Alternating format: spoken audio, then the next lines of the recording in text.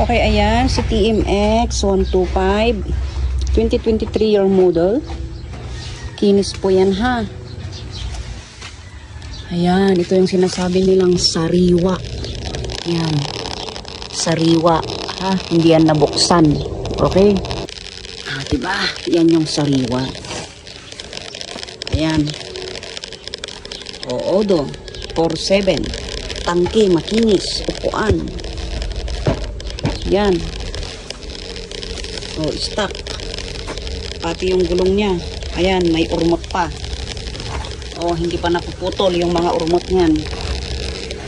Okay.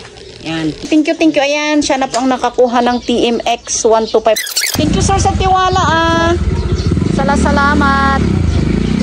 Pag ganda yan, kinis na kinis yan, no? Parang brand new din. Para kang nakakuha ng brand new, oh. Diba?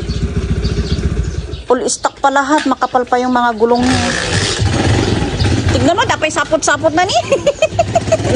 Sige, ingat. Thank you, sir. Daan-daan lang, ha. One. Oops, sige.